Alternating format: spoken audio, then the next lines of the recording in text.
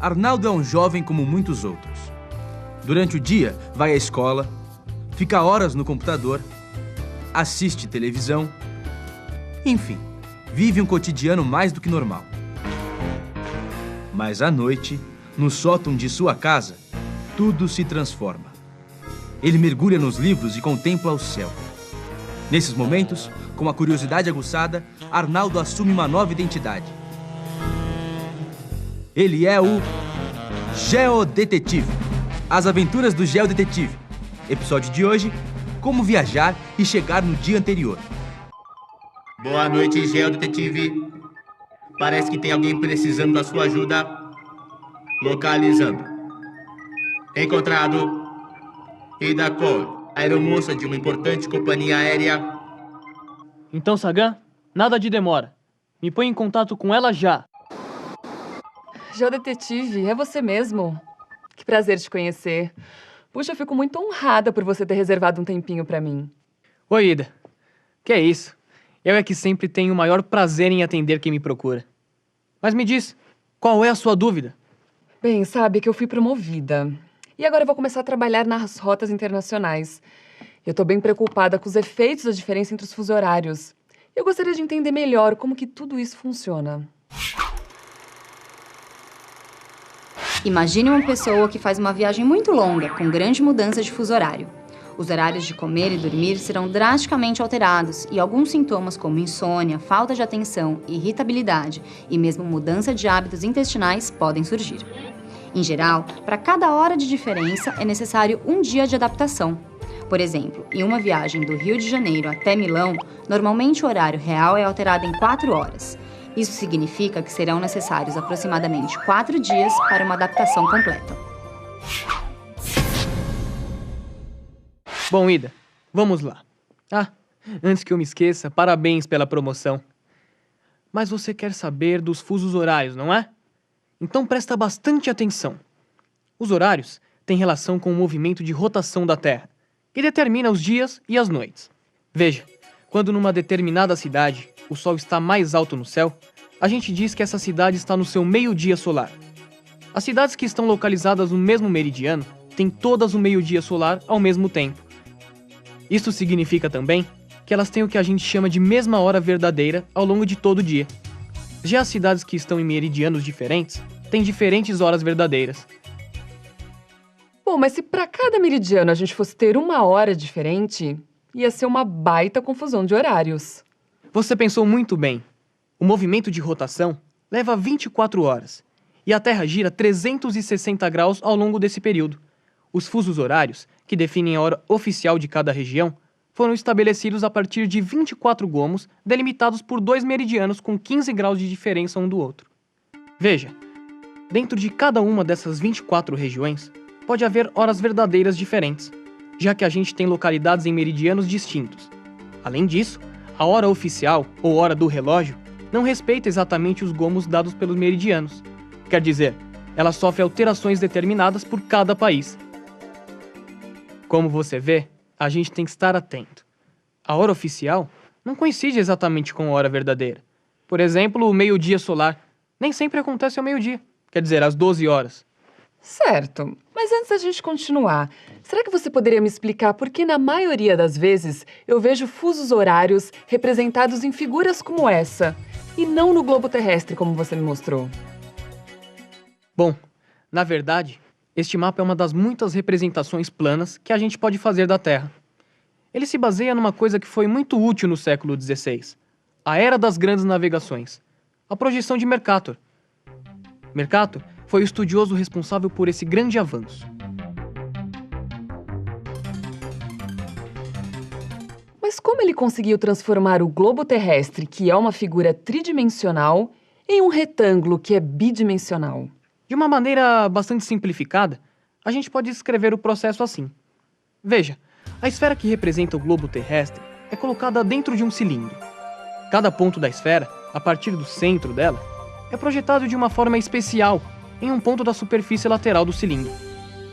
Depois, é como se a gente cortasse esse cilindro com uma tesoura, ficando com um retângulo que representa a superfície da Terra. que a projeção de Mercator é a mais usada para representar os fusos horários? Bom, existem vários tipos de projeções da Terra, e elas sempre vão ter algum tipo de deformação. Na projeção de Mercator, em outras projeções cilíndricas, as regiões mais próximas do Equador aparecem com o tamanho mais próximo do tamanho real. Por outro lado, as regiões mais próximas dos polos aparecem muito maiores do que realmente são. Mas veja, os meridianos ficam representados como retas verticais paralelas. Por isso é que a projeção de Mercator é a mais utilizada para representar os fusos horários. Puxa, isso é bem interessante, detetive. Pela figura que você me mostrou, dá para perceber que partindo do meridiano de Greenwich em direção ao oeste, cada vez que a gente passa por uma dessas linhas divisórias e muda de faixa, tem que atrasar o relógio em 1 hora. No sentido contrário, se a gente parte de Greenwich e muda de faixa em direção ao leste, tem que adiantar o relógio em 1 hora. Exatamente. Assim, Milão vai estar uma faixa ao leste da faixa que contém Greenwich. Nesse caso, o fuso horário é indicado como GMT+1. GMT é a sigla para Greenwich Median Time, em inglês. Já Rio de Janeiro está na faixa GMT-3, isto é, 3 faixas a oeste da Greenwich. São, portanto, 4 horas de diferença na hora real entre essas duas cidades. Tem uma coisa que eu tô achando estranha. Para atingir o meridiano oposto ao de Greenwich, a gente pode caminhar tanto para o leste quanto para o oeste, mudando de faixa 12 vezes. E aí a gente vai ter 24 horas de diferença ao atravessar este meridiano? É por isso que este meridiano oposto ao de Greenwich é chamado Linha Internacional de Mudança de Data. Esta linha atravessa o Oceano Pacífico, mas seu traçado oficial não coincide exatamente com o meridiano. Ele contorna algumas ilhas, mais ou menos como acontece com os fusos horários oficiais dos países. O curioso é que ao atravessar esta linha de leste para oeste, você volta um dia no tempo, na data oficial. Puxa, agora tá fazendo sentido aquilo que as minhas colegas falam, dos voos de cerca de 12 horas que saem da Coreia às 5 da manhã de um dia e chegam aos Estados Unidos às 11 da noite do dia anterior. Ah, só para complementar, a linha internacional de mudança de data é um fenômeno tão instigante que já inspirou várias obras de ficção. Eu até vou te sugerir 2 livros. Um é do Júlio Verne, A Volta ao Mundo em 80 Dias. E o outro já é bem mais recente. É do Humberto Eco e se chama A Ilha do Dia Anterior. Obrigada pela dica de leitura, Geodetetive. Agora me diz uma coisa.